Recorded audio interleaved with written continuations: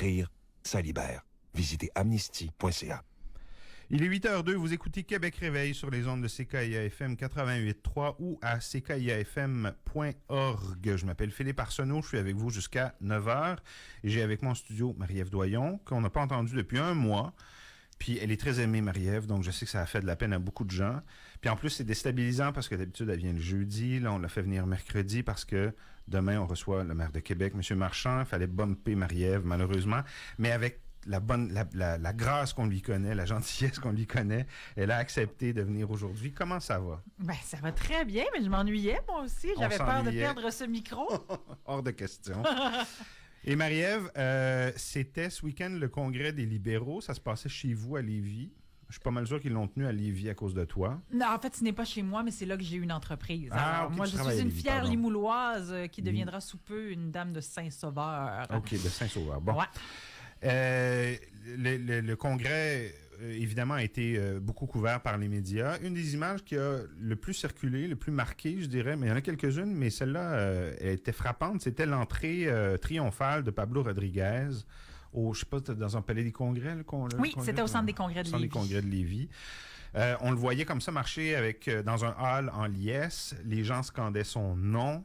Faisais-tu partie de cette foule-là en délire qui accueillait M. Rodriguez? Je ne faisais pas partie de cette foule-là en délire. J'étais plutôt assise sur scène à modérer un panel. C'est vrai, tu modérais un panel. Mais oui, j'ai participé à plusieurs événements pendant la fin de semaine. Je suis allée faire un tour. Il y avait plusieurs des candidats à la chefferie du parti qui tenaient des événements en parallèle. Donc, en soirée, ils avaient invité les militants, chacun dans leur établissement favori. Ouais, mais tous n'ont pas eu droit à cet accueil-là.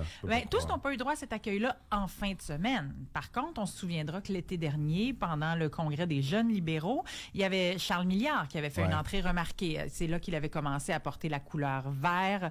Toute son équipe était vêtue de vert avec des t-shirts. L'équipe de Fred Beauchemin était aussi s'était présentée le printemps dernier avec du bleu pâle. Il y avait une espèce de controverse là à propos de Fred Beauchemin et d'une jeune de la commission jeunesse du Parti libéral. Et là, des jeunes étaient arrivés avec lui lors d'un événement. C'est assez chose commune d'essayer de faire une démonstration de force, de montrer qu'on mobilise des gens. Il y a M. Coderre qui s'est déjà présenté aussi dans des événements avec des militants, des gens connus du parti, d'anciens employés. Ce qu'on souhaite finalement, c'est montrer qu'on a l'appui soit de députés qui sont déjà en exercice, soit de militants et qu'on a une organisation crédible et solide derrière soi. Pablo Rodriguez, c'était la première fois qu'il participait à un événement depuis qu'il a annoncé son intention de briguer la chefferie. On sait que la campagne va commencer uniquement en janvier officiellement. Mais Pablo a déjà fait sa rentrée médiatique. On se souviendra qu'il a traversé le pont de la rivière des Outaouais main dans la main avec sa conjointe et qu'il est venu nous dire qu'il partait finalement d'Ottawa et qu'il traversait la rivière pour revenir au Québec. C'est un peu ce qu'il a fait, donc, avec des militants. Il avait tenu, en fait, des rencontres le matin même pour le petit déjeuner. Ce qu'ils ont fait, puis il me l'a expliqué, là, parce que je lui ai posé la question, ils ont invité des gens de la société civile, c'est pas tous des gens qui étaient des militants inscrits ou participants à l'événement, mais ils les avaient invités en parallèle. Ils ont réservé une salle dans le centre des congrès. Ils ont offert le café, les croissants à tout le monde, puis ils ont dit, qu'est-ce qui vous intéresse? De quoi vous avez envie qu'on parle? Quel sujet vous voulez qu'on porte dans cette campagne-là? Quels sont les sujets qui vous interpellent personnellement? Puis là, il y a eu toute la question du troisième lien qui est revenu à l'agenda pendant la fin de semaine. Mais donc, c'est ces gens-là qui sont sortis avec lui, avec des t-shirts, fièrement, en disant « Nous sommes derrière Pablo Rodriguez ». Oui, il y a son petit logo, là, déjà. M. Rodriguez, il y a son petit logo. Sur le plan du branding, il est bien oui, puis son équipe a fait faire des foulards. Je suis certaine qu'ils les ont regrettés ardemment en fin de semaine parce qu'il faisait très chaud. Puis c'est des vrais foulards. Alors, ils avaient leur foulard beige avec le logo. Puis vous regarderez, là, on me dit que c'est une entreprise de Sherbrooke qui a fait ça, mais le logo Pablo avec le L qui reprend le logo du Parti libéral, c'est vraiment très bien fait. C'est très chouette. La campagne commence officiellement en janvier. les autres candidats commencent quand même un peu à sortir les gants de boxe, là. C'est pas, On c'est me pas dit le que c'est pas carnage, toujours mais chic. c'est pas. Ah oui, vraiment. Parce que là, la carte qui a été utilisée par Charles Milliard et par Frédéric Beauchemin ce week-end, c'est la carte budgétaire. On fait l'association entre M. Rodriguez et le gouvernement fédéral, dont il est issu, puis on dit c'est un gouvernement qui a dépensé sans compter. Je pense qu'il y en a un, Fred Beauchemin, qui a dit ils ont dépensé comme des marins sous. C'était ça. Ça, c'est très drôle. Et c'est drôle qu'on s'attaque à M. Rodriguez par cette porte-là. Est-ce que ça te surprend? La porte financière, la porte budgétaire. On attaque M. Rodriguez sur deux côtés. Le premier, c'est la porte budgétaire en disant « Vous faisiez partie du gouvernement de Justin Trudeau. Votre gouvernement a dépensé sans compter. Vous êtes l'artisan de la débandade du gouvernement fédéral face à sa gestion des finances publiques. Pourquoi pensez-vous que vous ferez mieux, vous, lorsque vous serez chef d'un parti ou même premier ministre? » Et on l'attaque aussi en disant, ben justement, vous faisiez partie d'un parti politique au fédéral, et aujourd'hui, vous vous présentez au provincial dans un parti qui porte un nom similaire. On essaie de faire cet amalgame entre les libéraux fédéraux, les libéraux provinciaux. Ça fait juste mal à tous les libéraux parce que c'est pas deux partis politiques connexes. Il n'y a pas de chambre communicante, même si des membres ont quitté l'un pour venir dans l'autre. Mais il y a des philosophies. Ce qu'on appelle des libéraux au Canada, là, c'est pas des libertariens, c'est pas le concept européen du libéralisme. Non, ça, tout le monde le comprend, mais il y a des valeurs qui peuvent se rejoindre, mais dans les méthodes et les fonctions, c'est pas du tout la même chose. Alors, d'essayer d'attaquer M. Rodriguez en disant on est en train de faire un club école du libéral fédéral au provincial, quand on sait que la grande partie des militants des libéraux au Québec, une grande partie de ceux-ci votent conservateurs au fédéral. Donc, c'est un peu un amalgame malsain. Pour ce qui est de la saine gestion des finances publiques, ce qu'on essaie de faire dire à M. Rodriguez, c'est qu'il était 100% d'accord avec les décisions de son gouvernement, de dépenser sans compter. Et M. Rodriguez, lui, doit s'expliquer. Il le fait, en tout cas, somme toute. Là, moi, je lui ai posé quelques questions en fin de semaine aussi, parce que j'ai dit, mais comment tu vas te sortir de ça, mon Pablo? Et il m'a répondu, ben ça reste qu'il y a une solidarité ministérielle. Quand on est un soldat dans un gouvernement, oui, on va défendre nos points de vue à la table du Conseil des ministres, mais quand on en sort unis, on en sort en équipe et on doit vivre avec les décisions du groupe. Et il dit, ben à partir de maintenant, moi, je me suis sorti du groupe. Il est devenu indépendant. On lui reproche d'ailleurs de ne pas démissionner.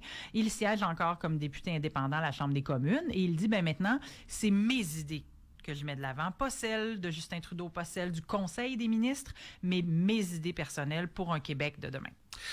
Dimitri Soudas à Radio-Canada a dit que beaucoup de militants libéraux au Congrès lui avaient expliqué qu'eux attendaient avant de se positionner. Je l'espère bien. Ils attendaient quoi, tu penses? Ben, je l'espère. Oui, mais qu'est-ce qu'ils attendaient? Ils attendent d'abord que tous les candidats soient annoncés. Oui, parce qu'il y en a un gros nom qui planait apparemment sur ce qui plane congrès. toujours. Ouais. Oui. C'est celui de Carl Blackburn. Carl Blackburn, président du Conseil du patronat, ancien député sous Jean Charest, ancien organisateur politique, très, très connu, un gars sympathique, de région, qui s'adonne à avoir à peu près la bonne tranche d'âge pour avoir de la crédibilité, une expérience intéressante. Moi, il y a beaucoup de libéraux qui attendraient de savoir s'il va se présenter avant pas que de se positionner pour un candidat. Je trouve... Je vais le dire, puis c'est pas gentil, là. Je trouve ça déraisonnable et peut-être parfois ridicule que des militants et des députés se soient déjà alignés aussi fermement derrière des candidats, alors qu'il n'y a aucune plateforme, aucun budget chiffré, aucune annonce, et certains n'avaient même pas de site web encore, et qu'on ne connaît pas encore tous les candidats qui pourraient se présenter. Demain matin, là, il arrive un candidat qu'on n'a même pas encore imaginé, puis qui est fabuleux. Il n'y a pas de femmes toujours, hein? Ça non, aussi, il n'y a pas de femmes. C'est une chose importante parce que plus des noms d'hommes s'ajoutent, plus le manque de femmes est évident. Oui. Ouais. Et est-ce que ce qui s'est passé au sud du Québec, est-ce que ça nous donne l'impression que les femmes ont autant de facilité que les hommes à se faire élire? Puis je veux prendre le moment de nuancer ce propos parce que il y a des experts en politique et américaine et ici qui ont, en tout cas du moins du côté sud de la frontière. Aux États-Unis, il y a des experts qui ont réitéré que ce n'est pas démontré que le fait que ce soit une femme ait quoi que ce soit à voir avec la possibilité pour quelqu'un de se faire élire. C'est facile de dire ça. mais ce n'est pas démontré, puis il y a eu plein d'études là-dessus. Alors, moi, je dois écouter ces gens-là parce que je ne suis pas une spécialiste de la chose, mais est-ce qu'une femme au Québec, dans un parti qui a été dirigé par une femme, un parti qui est à reconstruire, est-ce que une femme qui voit qu'il y a une course qui s'en vient, qui doit renoncer peut-être à certains acquis, hein, parce qu'on cherche des personnalités prestigieuses, donc une femme qui est dans un poste prestigieux aujourd'hui, est-ce que pour elle, c'est aussi simple de s'en retrouver un poste prestigieux après si elle n'est pas désignée par les membres du parti? Peut-être que ça joue. Peut-être qu'il n'y a pas de certitude qu'une femme serait élue. À l'Assemblée nationale, tous les chefs sont des hommes en ce moment. Il y a une co-porte-parole à Québec solidaire parce que le parti est fait comme ça, mais la seule femme qui a été premier ministre au Québec l'a été pendant une période houleuse, brève, et elle a été victime d'une tentative d'assassinat politique. Faut le nommer, ça, au Québec.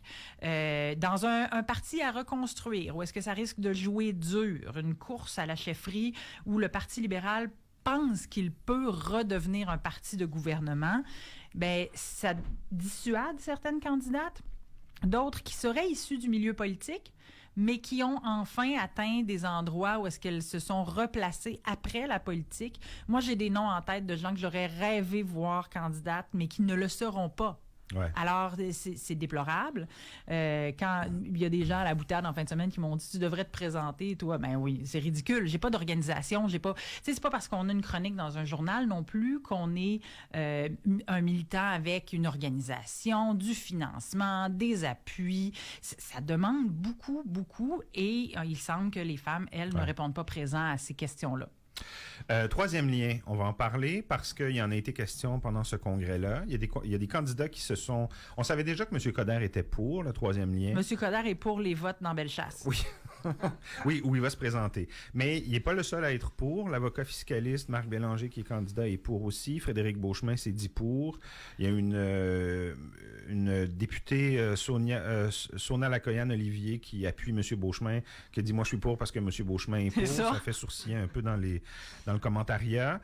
Position intéressante de Pablo Rodriguez, par exemple, qui dit « Moi, je suis pour un lien, troisième lien, mais tunnel et pour le transport collectif. Ça risque de plaire dans le centre-ville de Québec. » Bref, ça va un peu dans tous les sens, mais c'est sain, je trouve. C'est que dans un...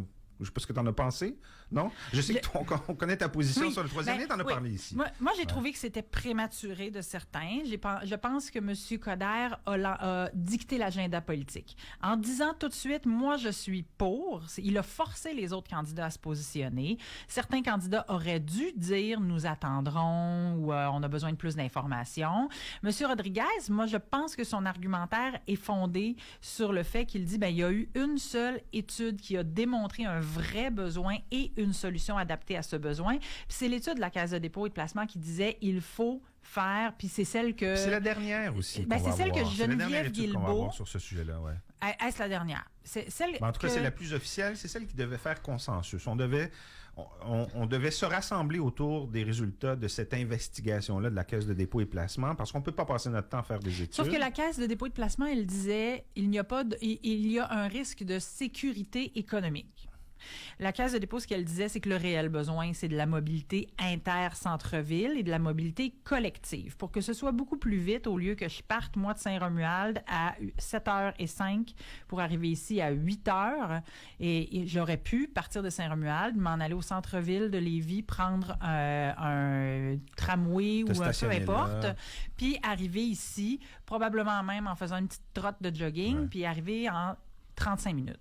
Alors, quand les gens me disent « Oui, mais vous ne prenez pas le transport collectif parce que ça prend 3 heures », je dis « C'est pas une autoroute qui va régler ça. C'est un transport collectif efficace. » Pablo Rodriguez, il voit aussi, je pense, une vision d'avenir sur 10, 15, 20 ans, vision à laquelle pourrait peut-être un jour se connecter un métro. Alors qu'il n'y a pas de problème de mobilité interrive pour les marchandises lourdes. Les deux autres candidats qui se sont positionnés, mais Fred Beauchemin, je pense qu'il a répondu directement à Denis Coderre qui disait il faut un troisième lien. Denis Coderre le dit parce que c'est populaire dans la circonscription où il veut se faire élire. Denis Coderre dit beaucoup de choses dans cette campagne-là, on s'entendra, et il fait des blagues d'une autre époque. Et il y a Fred Beauchemin qui, lui, a dit, il faut voir plus loin. Il va continuer à y avoir un centre-ville de Lévis qui va grandir, grandir, grandir. C'est donc normal qu'on souhaite des solutions autoroutières. Ouais. Je comprends tout ça.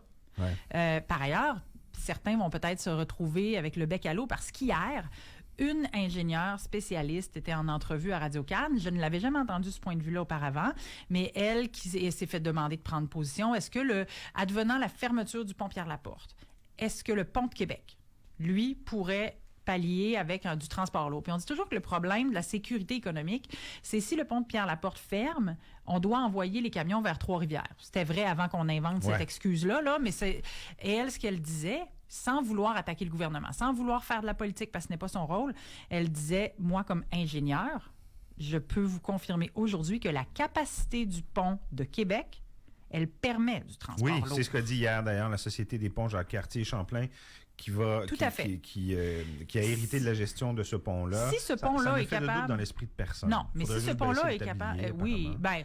ça, c'est une question, c'est l'accès au pont, mais pour ce qui est de la portance, si le pont est capable de porter un train complet, en même temps que des voitures, il est capable, en alternance, de tolérer du transport de marchandises. Il ne nous reste pas beaucoup de temps, Marie-Ève. Deux choses. D'abord, tu as parlé de Denis Coderre. L'as-tu senti entouré, toi, d'une équipe? As-tu senti qu'il y avait une partie du parti qui... J'ai pas vu un gros groupe en arrière de lui en fin de semaine. Je l'ai vu enthousiaste, heureux, présent, débonnaire. Loquace. Denis. Je l'ai senti, Denis. Ouais. Mais je n'ai pas senti qu'il y avait... Ça applaudissait pas quand il rentrait quelque part, mettons? Je pense qu'on n'est pas rendu là dans la course. Ceux qui se font applaudir quand ils arrivent, c'est parce qu'ils ont organisé des choses. Je ne pense pas que Denis Coderre a cette organisation-là derrière lui en ce moment. Pourtant, il a des anciens employés du parti qui sont des organisateurs avérés, férus, compétents, mais qui ont choisi de s'aligner derrière lui puis qui, bizarrement, ne sont plus au parti en ce moment. Alors, j'ai pas vu toute la circonscription de Bellechasse se lever en hurlant non plus. Un congrès des membres, il faut savoir que si vous n'avez pas été délégué par votre association, que votre association est moribonde, peu importe, vous devez payer 175$ pour mettre les pieds dans la place. C'est des sous. Les gens n'ont pas tous ces sous-là à mettre. Alors, c'est des sous, il faut vouloir ou être engagé dans votre association puis que votre association paye si et seulement si elle a fait assez de souper spaghetti pour vous donner 175$. Fait que Denis, peut-être pas. À suivre, c'est pas terminé. Je pense qu'il y a des gens d'un âge autres qui ont connu Denis Coderre, qui peuvent vivre de l'illusion de ces réalisations ou même se dire, moi j'ai envie d'être représentée. Je suis une personne plus âgée qui est peut-être moins en forme mais qui a encore à contribuer dans la société. Puis Denis Coderre, il y a ça aussi. C'est quelqu'un qui a beaucoup, beaucoup de connaissances. On pourra après ça revoir son bilan. Un gros réseau, là. Un très grand réseau, mais qui a de l'expérience. Puis qui est connu de certaines personnes. Mais demander à n'importe qui dans un campus universitaire aujourd'hui, c'est qui Denis Coderre? L'avenir du parti n'est peut-être pas nécessairement devant. On n'a plus de temps, malheureusement. Je voulais qu'on parle ensemble de la pétition pour la gratuité de la contraception qui a été signée par Québec solidaire. On se le garde peut-être pour dans 2 semaines. Ce sera toujours pertinent, je pense. On s'en garde pour dans 2 semaines, puis je te ferai la liste des endroits où c'est déjà effectif, où ça existe. Des pays, tu veux dire? Oui, il y a des pays, il y a des États, la Colombie-Britannique, le Canada, il y a un programme, le Québec se le refuse. Et qu'est-ce que ça donne et pourquoi on ferait ça? Puis qu'est-ce que ça représente pour une femme aujourd'hui? Parce que c'est souvent les femmes qui portent le fardeau de la contraception et le risque de la grossesse. Garde-moi tout ça pour dans 2 semaines. Je te promets qu'on va en parler. Merci bientôt. beaucoup, Marie-Ève. Bye-bye.